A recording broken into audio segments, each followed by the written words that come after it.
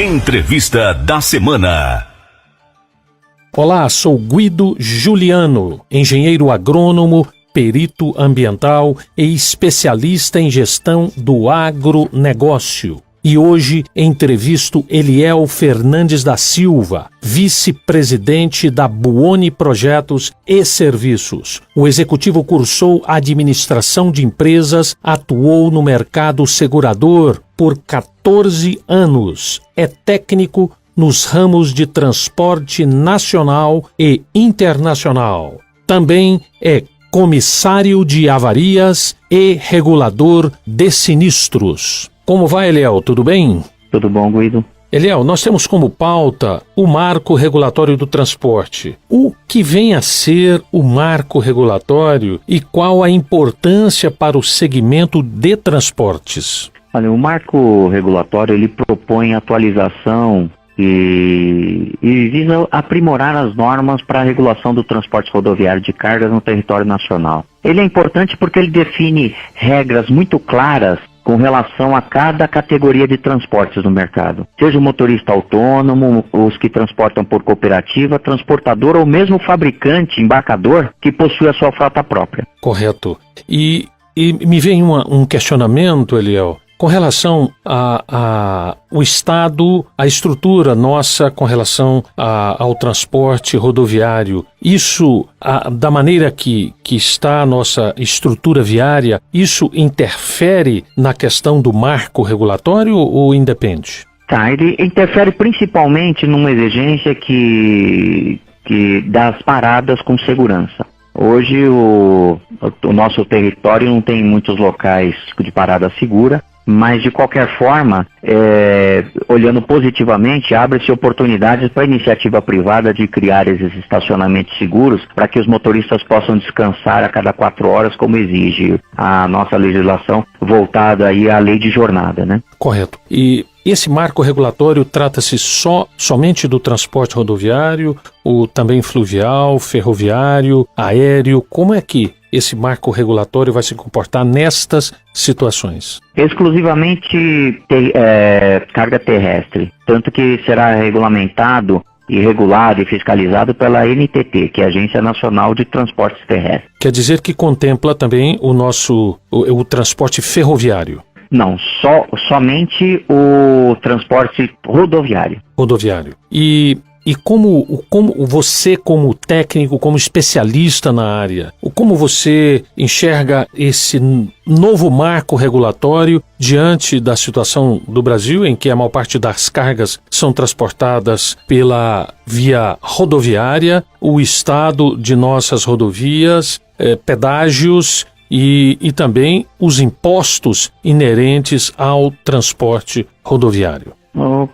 Na minha opinião, cabe primeiro elogiar a iniciativa desse marco regulatório, porque as nossas leis e regras estabelecidas já são obsoletas. Então já não era sem tempo de começar a mexer com isso. Então, lógico que não agradam gregos e troianos, né? Toda lei ela tem pontos positivos e negativos no enfoque de cada um. Mas ela vem buscar organizar esse processo. Existem questões que, quando você reforça a questão da malha viária, nós temos uma malha viária principal de ligamento entre os estados muito boas, mas outras que principalmente na região de Minas, que são precárias, que são suscetíveis a acidentes e tudo mais. Mas em resumo, o marco regulatório ele vem controlar, além da atividade, ele busca criar segurança, né? Esse marco regulatório, principalmente na questão de seguros, vem revolucionar, porque hoje o seguro obrigatório é o seguro de RCT-RC, Responsabilidade Civil do Transportador de Carga. E ele cria a obrigatoriedade da cobertura de RCDC, que é a Responsabilidade Civil do Desvio de Carga, que hoje não é obrigatório. Isso faz com que o transportador consiga ter garantia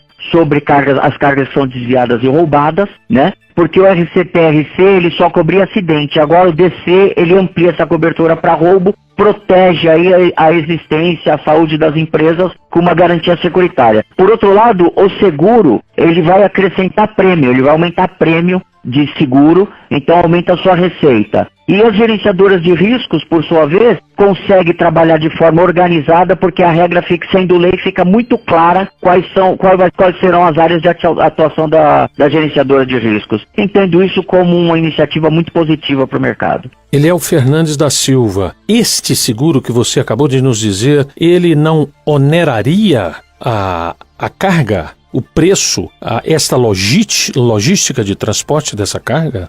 Onera sim, toda taxa obrigatória ele vai onerar. Mas hoje existe uma realidade no mercado em que tem transportadores que têm risco de roubo da sua carga e as seguradoras, por questões financeiras, não aceitam esse risco. Tornando ele obrigatório, isso já ele vai acrescentar no custo, mas ele também cria garantias e segurança para as transportadoras que muitas deixaram de existir por ter sido acionadas legalmente e não ter como suportar o prejuízo em razão do roubo, e bem sabemos que é um problema seríssimo no nosso país o roubo de cargas. Então, existe o lado bom, que é ter a garantia dos seguros, mas também, como eu disse, como toda lei, existe esse acréscimo aí que ele de fato deve onerar no produto final. Eliel Fernandes da Silva, quais são as cargas, eu diria assim, preferidas pelas quadrilhas? Tecnicamente são chamadas cargas específicas. O eletroeletrônico, farmacêutico, pneus, cigarros, entre outras, são as cargas mais visadas pela marginalidade e as campeãs de roubo.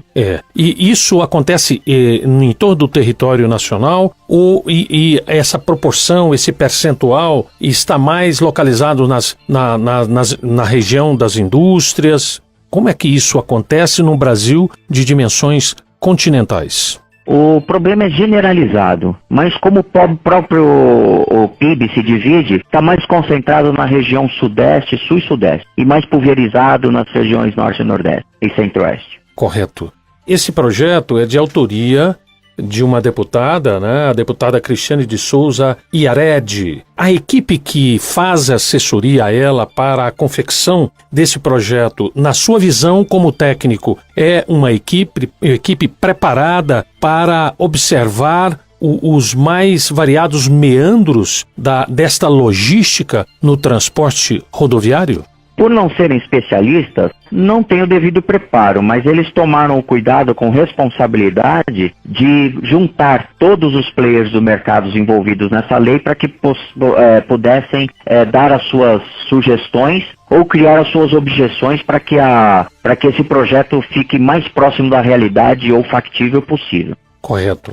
Eliel, nós faremos um pequeno intervalo e no segundo bloco vamos falar um pouquinho do transporte com relação ao agronegócio. Um momentinho só, por favor. Entrevista da semana. Entrevista da semana. Voltamos à nossa entrevista com Eliel Fernandes da Silva, vice-presidente da Buoni Projetos e Serviços. Eliel, com relação ao agronegócio, há algum impacto, alguma interferência com relação a esse projeto de lei que tramita hoje na Câmara dos Deputados?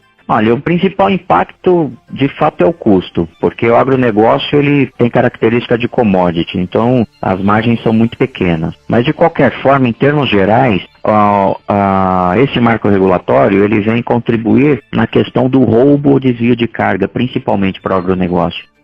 Como não se tem código de barras nem forma de se identificar esse tipo de produto, então a possibilidade de desvio é muito fácil, porque não se tem como identificar essa mercadoria. Então, o marco regulatório, ele cria algumas penalidades para o transportador ou motorista que se envolve num delito, podendo chegar a penalidade até de 10 anos da cassação da autorização para transporte. Então, eu acho que, somado aos trabalhos de gerenciamento de riscos com essa legislação mais severa, tenho certeza absoluta que vai contribuir de sobremaneira para evitar ou minimizar desvios. Outro ponto importante é que o marco regulatório determina a questão da saúde do veículo. Existe exigência para se fazer a vistoria periódica desses veículos. Então, o agronegócio tem característica de veículos com condições precárias. Então, com essa vistoria, garante um veículo adequado, impede acidentes, com essa lei inibe ações marginais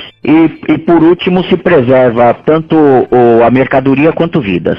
Correto. Eliel Fernandes da Silva, há alguma diferença nesse projeto de lei com relação ao motorista autônomo ou aquele empregado numa transportadora? Sim, existem algumas questões com relação ao motorista autônomo, que hoje ele deve ser contratado por intermédio de uma transportadora, exatamente pela questão do seguro. Não existe seguro obrigatório para pessoa física, e sim para pessoa jurídica. Então todo o transporte deverá ser feito por intermédio de uma transportadora, que será responsabilizada desde quando ela recolhe a carga na origem e entrega ao destino. E para assumir essa responsabilidade existe a proteção de um seguro que só pode ser contratado por uma pessoa jurídica. Correto. Como é que se processa essa inspeção se o veículo está em condições de trafegabilidade diante de toda essa situação de uma rede rodoviária com uma série de problemas nas mais variadas regiões do país? Como é que funcionaria essa inspeção? Ok. Essa é a mesma característica da inspeção veicular que nós, que temos veículos particulares, nos submetemos há algum tempo atrás. A questão aí é se o governo criará esses pontos ou se abrirá para a iniciativa privada criá-los, né? Mas vai ser feito da mesma forma. O que existe é a questão, veículos até 3 anos não precisará fazer inspeção e acima disso deverá fazer inspeções periódicas. Quanto mais velho, menor o período de inspeção. Por exemplo, um caminhão com até 5 anos, ele deverá fazer a cada 2 anos. Com mais de 10 anos, a cada ano. E assim sucessivamente. Me vem uma questão aqui, Eliel. Você no início da entrevista disse que essa questão da segurança para as paradas obrigatórias e tudo. Como é que nós podemos monitorar esse motorista aí com muitas vezes uma excessiva carga de trabalho que por conseguinte poderá provocar acidente?